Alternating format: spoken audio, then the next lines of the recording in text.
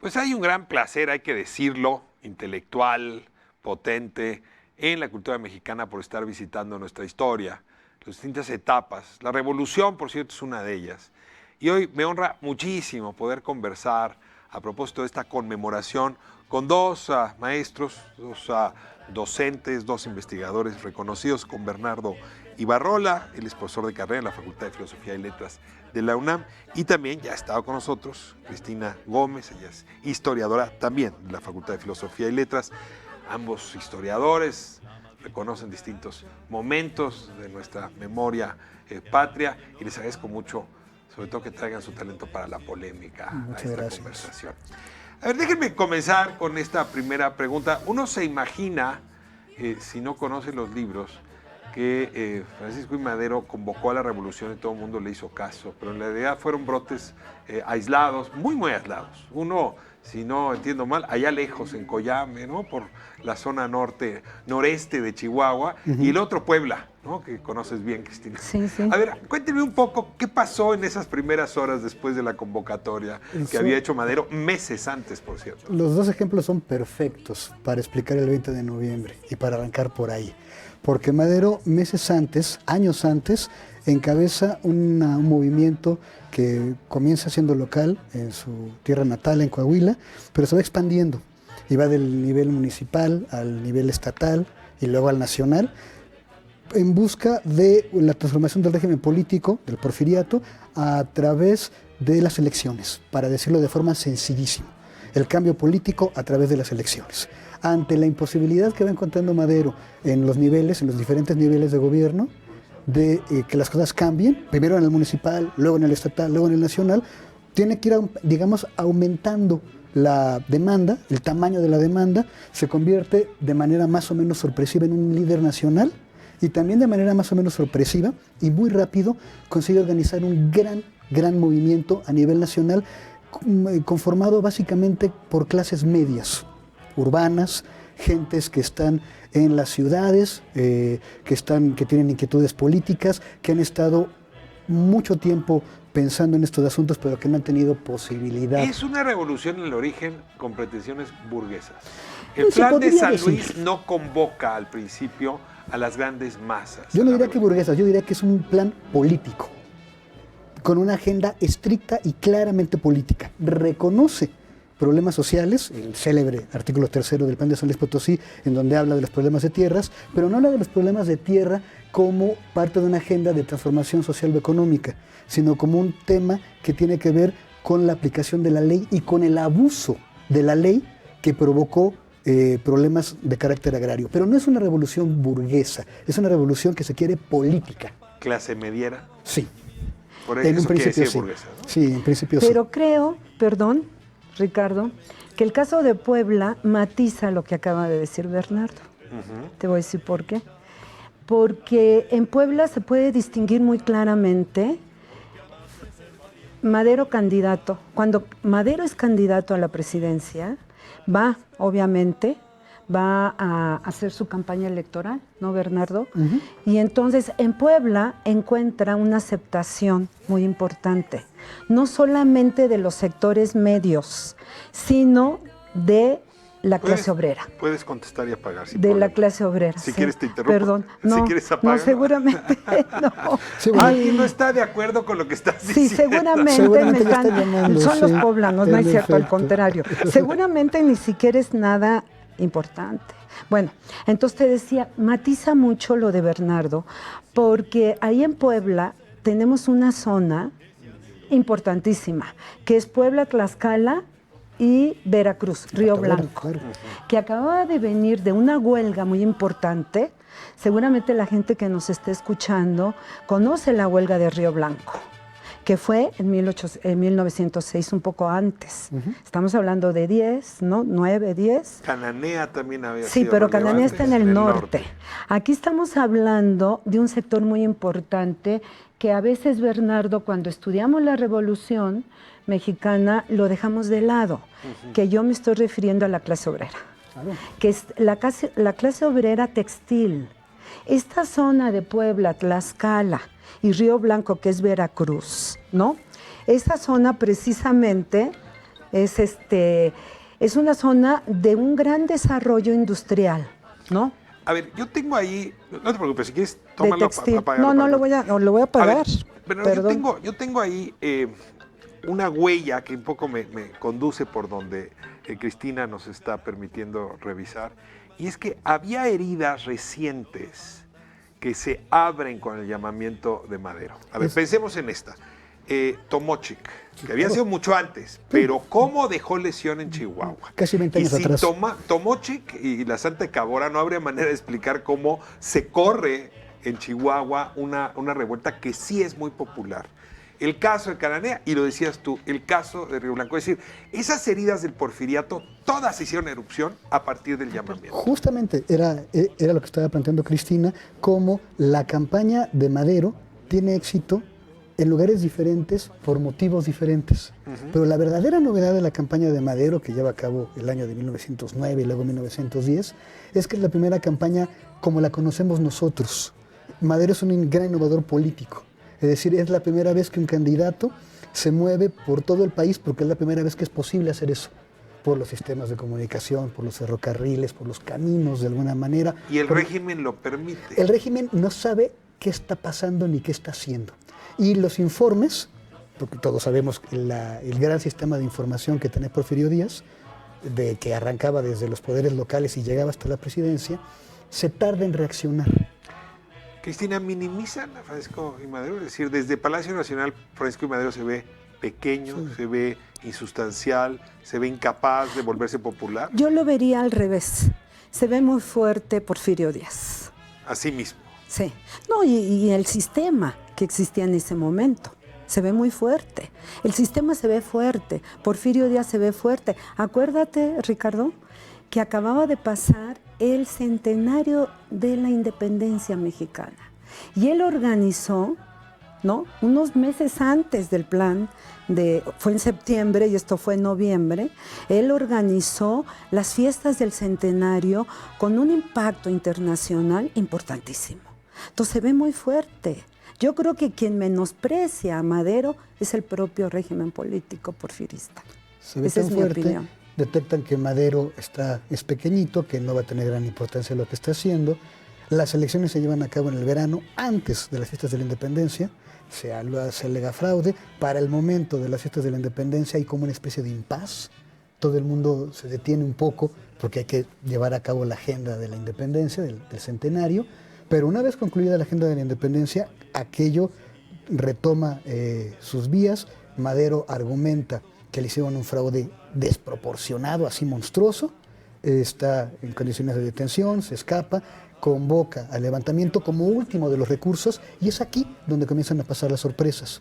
Madero supone que habrá un conjunto de levantamientos de los clubes políticos que fue conformando y que lo apoyaron en la campaña. Los antireeleccionistas. Exacto. Y eso no pasó. Sí, claro. En Puebla sí. En Puebla, Puebla sí. se levantaron antes del 20 de noviembre 18 los de noviembre. hermanos Así Cerdán. es. A ver, ahorita entramos a ese episodio, pero en realidad es Puebla y qué más, nada más. Poco más. Chihuahua. Y luego pasan otras cosas. Pero a ver, en Chihuahua también fue en los clubes Sí, antireeleccionistas. también. A ver, todos están Las operando, partes. pero no es lo mismo participar, juntarse los domingos en la tarde a platicar de política y de cómo hacer las Jugar cosas. ajedrez, de presidente tomarse la copita de municipal, Jerez. Ver las últimas novedades literarias, que te llame una persona, que salgas a las 4 de la mañana con tu caballo, con 3 o 4 de los hombres que trabajan contigo, que te despidas de tu familia, que digas, ya me voy, no sé cuándo voy a regresar. Los hermanos Cerdán. A ver, sí es una familia muy peculiar. Cristina. Tú eres poblana. No, ¿Pero no, por no qué soy conoces poblana. bien Puebla? A ver. Porque viví en Puebla varios años. Ya. Estudié una parte en Puebla, trabajé otra parte en la Universidad de Puebla. He estudiado Puebla. Mis Fuera de esa entidad investigaciones. se sabe poco de los hermanos Cerdán. No, yo siempre creo que se sabe habla de Carmen bastante. Cerdán, los hermanos, pero ¿quiénes eran y por qué los mataron? No, yo creo que se sabe bastante de los hermanos Cerdán. Me parece que son de las cosas muy tempranamente estudiadas de la Revolución Mexicana. Como decía Bernardo, salieron por hongos en todas partes clubes antirreeleccionistas. Y en Puebla se formó uno muy fuerte, encabezado por los hermanos Cerdán. Y ellos justamente, después de que pierden las elecciones con el fraude en 1910, pues ellos continúan adelante. Ellos ya estaban, mira, esto es muy interesante porque ellos ya estaban armados. O sea que realmente, desde mi punto de vista, la convocatoria de Madero, el 20, los hermanos Cerdán ya lo sabían, porque Madero llama el 20 de noviembre a las 6 de la tarde a que la gente tome las armas a luchar en contra de Porfirio Díaz. Los hermanos Cerdán ya estaban advertidos de esa situación. Eran parte de la conspiración. Eran parte, claro, como muchos otros grupos organizados en todo el país. ¿Y la autoridad se va contra ellos antes? Antes, porque los localizan, obviamente, ¿no? Y entonces ellos estaban medios escondidos. Finalmente, el régimen porfirista pues los quiere capturar para que no dirijan la revolución en Puebla. Pero obviamente que estas revoluciones pues pasan por muchísima gente. Ahora, ¿no? son los primeros mártires. Sí. Y Puebla se vuelve el epicentro, un epicentro importante de las batallas, al punto donde Zapata no tarda en intentar tomar Puebla. Es decir, siempre pensamos que son estados vecinos, ¿no? Que el levantamiento zapatista es Morelos, pero es que es Morelos, es Tlaxcala y cerca hacia 1911 ya la ciudad de Puebla. A ver, ¿cómo la muerte de los hermanos Cerdán conecta con este movimiento zapatista ya también en esta región de Puebla? Es que la historia de la revolución, justamente, a los hermanos Cerdán los pueden neutralizar, por usar un término espeluznante, de forma tan fácil, porque están en una ciudad. Porque en la ciudad hay policías, hay espías, es fácil ese tipo de, digamos, vigilancia. Y es aristocrática Puebla, ¿no? No podías andar en calzón de manta entre las 6 de la tarde y las 6 de la mañana. O sea, los indios tlaxcaltecas no podían entrar a la ciudad en las horas clave. Quedaba claro que la gente tenía que estar en lugares diferentes, ¿no? Si nos vamos a la otra revuelta, a la de los parajes lejanísimos de la Sierra de Chihuahua, las cosas ocurren de otra manera. Y las posibilidades del Estado de intervenir y de sofocar son muy diferentes. Y entonces, entre el levantamiento del 20 de noviembre y ya la revolución en forma, digamos, los primeros meses de 1911, lo que hay es un fenómeno de levantamientos masivos por todo el país, con motivos distintos, pero con una dominancia muy clara de sectores campesinos, también hay obreros, pero sobre todo de sectores campesinos que tienen agendas de agravios en términos de posesión de la tierra y de formas de trabajo, básicamente. Es interesante saber si hay en algún momento en que Madero se da cuenta que podría ser rebasado. Déjenme irme a corte y regresamos a hablar de Madero cabeza, no del movimiento clase mediero, como lo había imaginado, no del movimiento progresista a partir del voto, de ser votado, sino cabeza del movimiento de una revolución social. Esto le pasa en Estados Unidos. Déjame irme a corte. Vamos a corte y regresamos para seguir hablando con Bernardo Ibarrola y con Cristina Gómez sobre nuestra revolución, qué conmemorar, qué memorias traer al presente.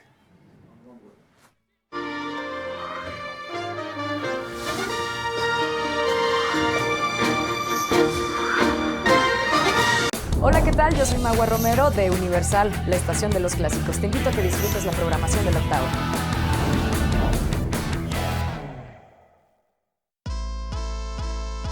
Ahora sí, ya llegó la octava.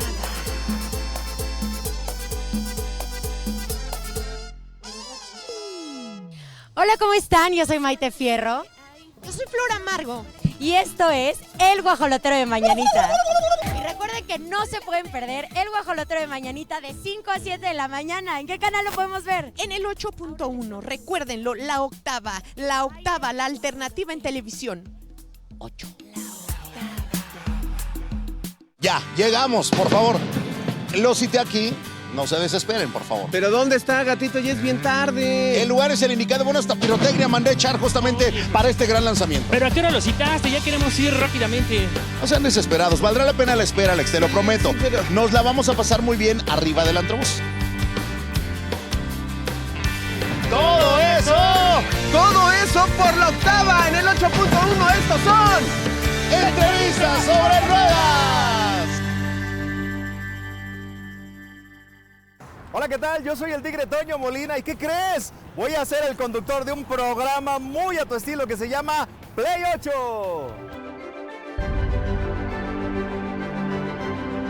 programa podrás encontrar la lista de popularidad en México, pero ¿sabes qué? De una manera muy divertida. No lo traten mal. No.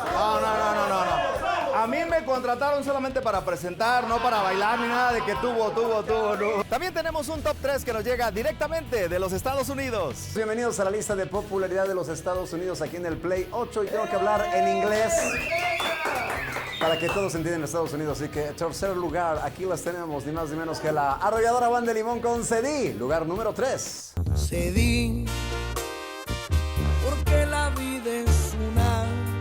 Podrás divertirte con el Gillo de la Calle en Lo que no sabías de... Damas y caballeros, bienvenidos a esta sección que se llama Lo que no sabías de... Soy el Gillo de la Calle, nacido un 15 de marzo, igual que el artista del que les vamos a platicar el día de hoy, se llama Carlos Rivera. Hoy,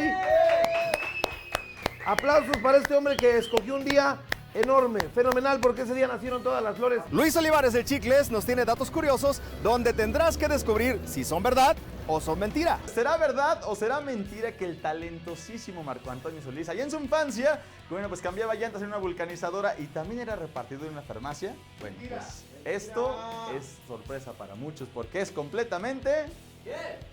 ¡cierto, señoras y señores! Sí es cierto. Sí es cierto, no lo pueden negar. Miren, sí es cierto que el señor Marco Antonio Solís cambiaba llantas. Y no puede faltar la información que informa con lo más sobresaliente de la semana. El Vaticano lanza un rosario inteligente que se conecta con el móvil al hacer la señal de la cruz. Maravilloso, ¿verdad? Y por último, ¿te imaginas a los famosos contando chistes? Claro, en el Chisteando Ando de Play 8, todo es posible. ¿Qué tal, amigos? Yo soy Dalia Sosa y su ritmo colombiano. Y hoy toca chiste.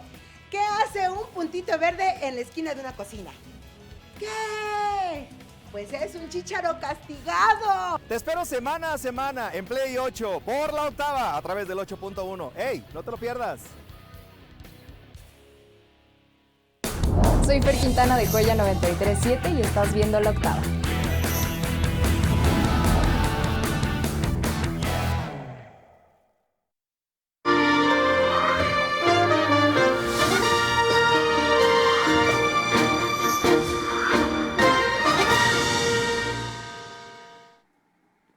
Pues día de ir a buscar en nuestra memoria esos episodios de la Revolución Mexicana que hoy nos hablan, y no solamente del pasado, sino incluso trazan rumbo.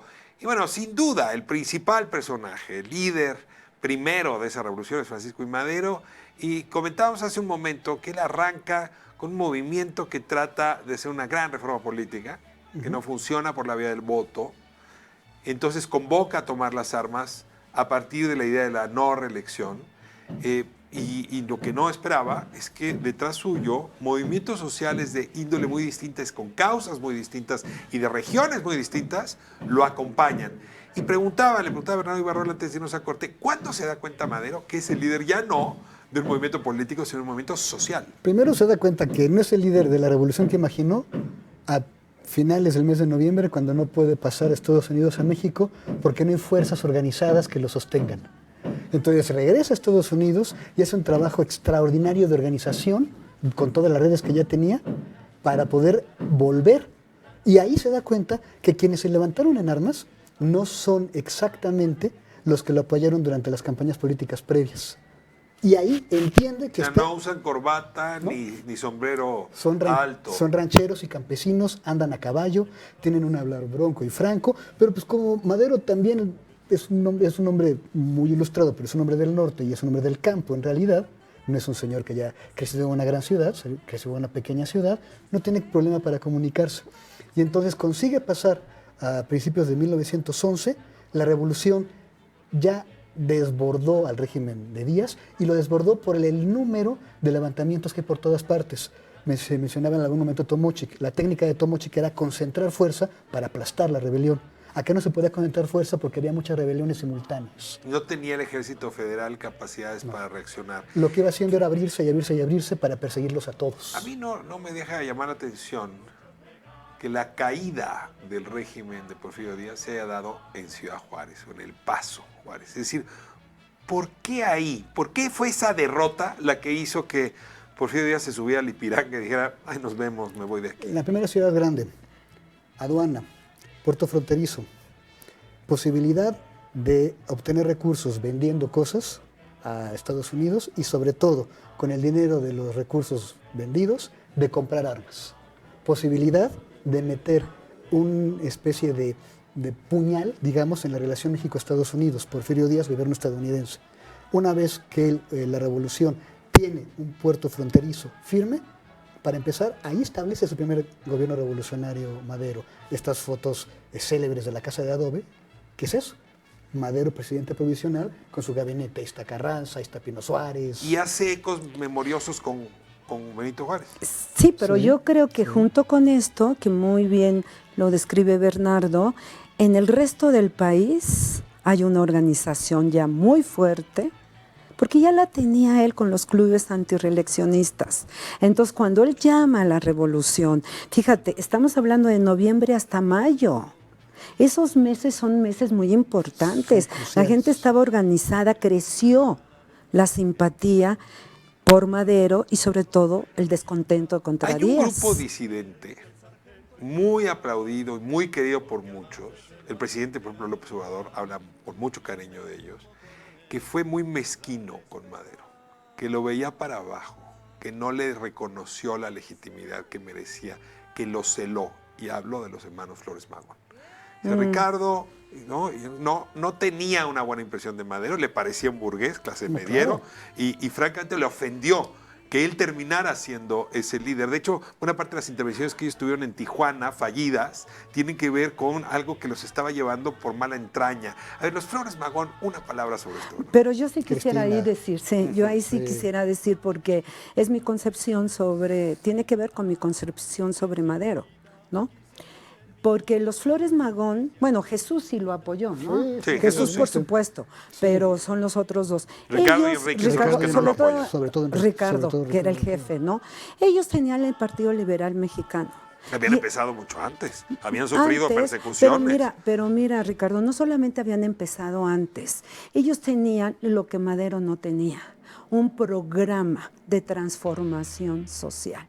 Si tú ves el plan de ellos, ¿no?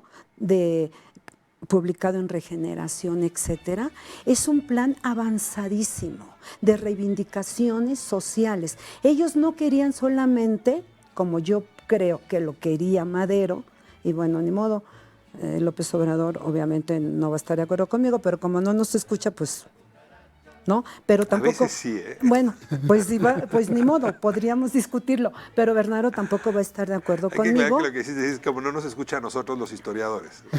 No, yo creo que nosotros no lo escuchamos a él, yo creo que es al revés. Pero bueno, aquí con Bernardo a lo mejor no tenemos coincidencias. Yo creo que Madero no tenía un programa de transformación social. Sí lo tenían los Flores Magón. Por eso, y ahí está. Es una revolución social sin un programa social. Un programa muy, muy pequeño, sin transformación, dije. A ver, Bernardo, tu opinión al respecto. Es muy provocadora, Cristina, como siempre. Sí, pues de eso se trata, de pensar. No vamos a polemizar, no porque no querramos, sino porque no hay tiempo, porque habría mucho que decir. Hay toda una generación que llega al poder con Madero y que tiene en muchos ámbitos muchos programas sociales. La Cámara de Diputados debe discutir 20 o 30 programas de reforma agraria durante la legislatura de Madero. Y así hablamos de el mundo laboral, el mundo agrario, la justicia, la educación. Es una cosa casi infinita. Se podría hablar de los programas maderistas durante mucho tiempo. Es cierto. Vivienda para los obreros. Es que sí hay un trabajo. Pero no lo resolvió. Bueno, se le acabó el tiempo. Los Flores Magón ni siquiera ganaron. No pueden esperar ni a resolverlo. A ver, aquí es cuando empiezan a darse las divisiones entre los triunfadores de la revolución. Claro. Y podríamos decir que realmente la revolución arranca después de la trágica muerte, del asesinato de Madero. Pero déjenme detener aquí la historia para venirnos al presente. Acabamos de ver pues un esfuerzo del gobierno de la República por recuperar el 20 de noviembre para la revolución, alejarlo del Buen Fin y ponerlo donde tenía que estar. Y la verdad es que sí hay un trabajo escenográfico, yo diría emblemático, que vimos hoy, vimos la locomotora esta que aportó el gobierno de la ciudad, ¿cómo se llama? Petra. La Petra. Petra, en fin. A ver, Bernardo, tu reacción, ¿cómo te sentiste viendo ese desfile? Muy contento. ¿Por qué? Pues porque primero es regresar a una fecha cívica que tenga algún sentido. Estaba buscando hace ratito cuándo comenzamos a perder estos, digamos, parámetros de conmemoración cívica con todo lo criticable que puedan ser. Y pues resulta que es en el decreto del 17 de enero del 2006, en los que se manda el 5 de febrero, el 21 de marzo y el 20 de noviembre a los fines de semana largos. Para poder fomentar el turismo. Para poder fomentar el turismo, un nuevo mecanismo de promoción turística que favorezca el mercado nacional. Bueno, pero ¿por qué no mandamos el 16 de septiembre también? Es decir, ¿por qué unas celebraciones sí y otras no? Y luego ver esta historia, no voy a hablar de cuál era la posición de los gobiernos panistas. Es interesante, o sea, se pone el 5 de febrero, pero ¿por qué la revolución se considera menos importante que la independencia? Claro. Ya. Y entonces no tiene caso que hablemos de cómo planteaban su vínculo con la revolución los gobiernos panistas, porque no se consideraban parte, digamos, histórica del flujo revolucionario. Lo que es verdaderamente extraordinario es lo que hizo el último gobierno priista, que se fue desmarcando de la conmemoración sistemáticamente, cuanto más lejos mejor. Es decir, el primer 20 de noviembre, el secretario de Gobernación, ni siquiera el presidente, en aquella época los presidentes no hablaban mucho que digamos, el secretario de Gobernación sale a decir, no, pues no va a haber ninguna conmemoración pública, vamos a hacer la entrega de ascensos en el ejército, luego vamos a hacer la entrega de premios del deporte y se acabó, todo a puerta cerrada. Militante del partido institucional, ya no era Ya revolucionario no en ese sabemos muy momento bien qué era. tricolor. Y entonces el intento de darle sentido a la fecha, hacer un primer programa de 1 hora, hablando de historia, hablando de personajes, hablando de procesos, con todo lo complejo que es, por una parte. Y luego intentar volver a armar un desfile militar o un desfile histórico que tiene primero una especie de un conjunto de imágenes de la revolución, sí, un poco pueriles, sí, un poco infantiles, pero muy directas y muy claras. ¿Por ejemplo? Bueno, pues se cuentan la historia completa del país en cuadros que están en el Zócalo y que se representan allí. Y eso fue lo que vimos los primeros 20, 25 minutos, desde el mundo indígena, comenzando por la llegada de los europeos, la guerra, la colonia, la independencia, el siglo XIX, y se llega hasta los años 40, en digamos, de enorme fresco mosaico con puras imágenes. Cristina, caballos y ferrocarriles son dos elementos importantes Sí, de claro. la representación de hoy. Claro, pero antes de pasar a caballos y ferrocarriles o trenes, quería hacer un comentario sobre lo que dijo Bernardo, que me llama la atención porque estoy totalmente de acuerdo con él. Pero también hay que explicarse que los priistas, cuando ya llegaron a la conclusión que la Revolución Mexicana ya no estaba viva, ¿no? Que eso fue hace varios años, muchos años. Que no eran sus herederos ya. Exacto. Ahí es cuando dejaron de festejar el 20 de noviembre. ¿Pero y eso cuando cuándo permitieron, es? Porque a ver, con Cedillo se festeja. Sí, o sea, sí. realmente es con los panistas Pero que yo la creo- revolución sale del eje. Sí, pero yo creo que ya después de que los panistas, cuando regresa el PRI al poder, ya es muy complicado que remonte la situación, porque ya la revolución no está viva.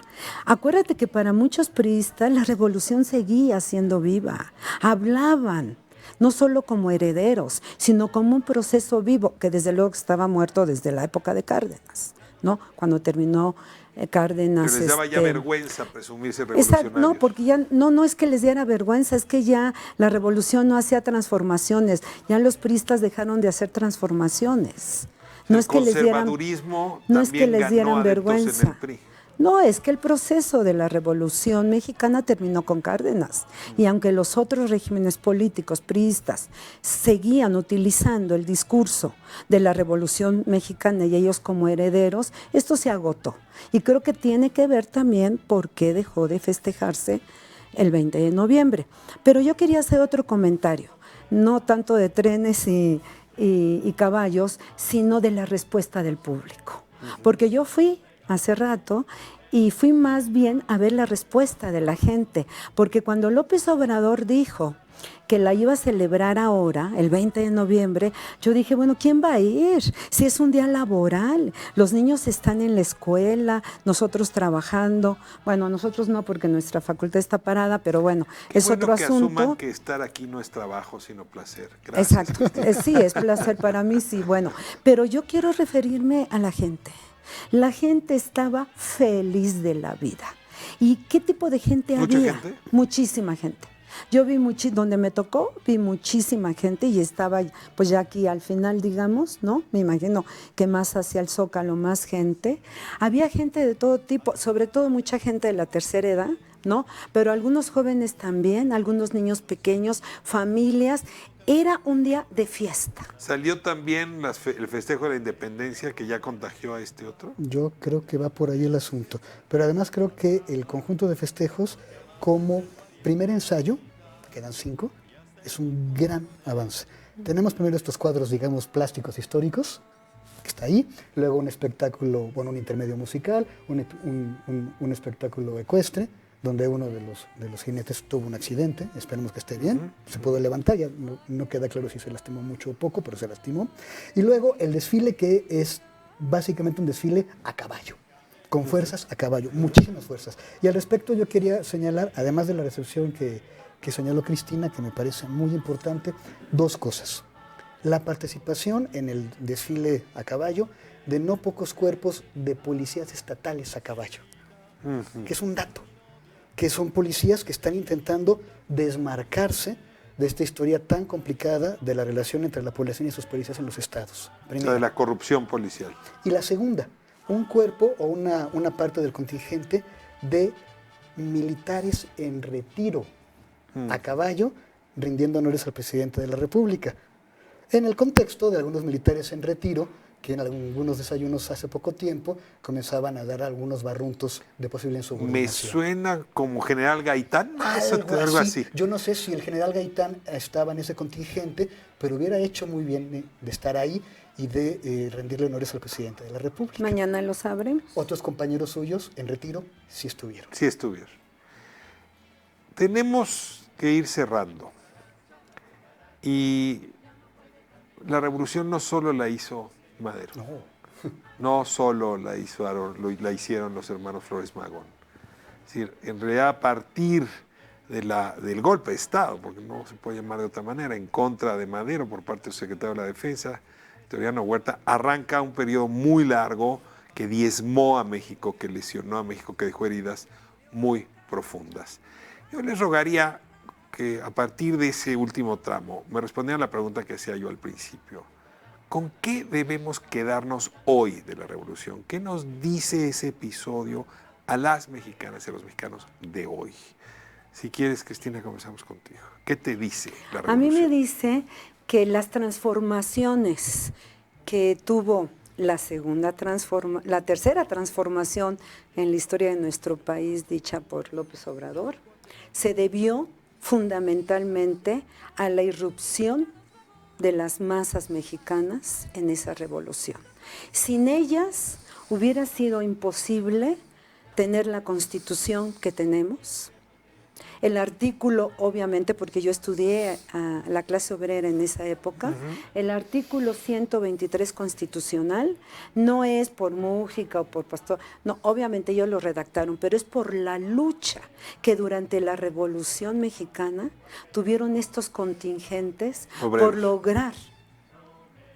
Lo mismo los campesinos, el artículo 27 constitucional es por esa lucha. Entonces, eso nos dice, ahora esa lucha hay que continuarla.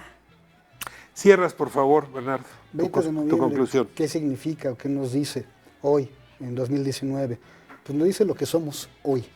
Sin la lucha revolucionaria, sin el proceso revolucionario que tuvo de todo, para bien y para mal, no podríamos comprender ni explicar lo que somos hoy como país, en términos demográficos, sociales, económicos, de relación, de identidad, de vínculo. Este país no se explica sin la Revolución Mexicana, y haberla, digamos, soslayado durante tanto tiempo del discurso público nos hizo un enorme daño.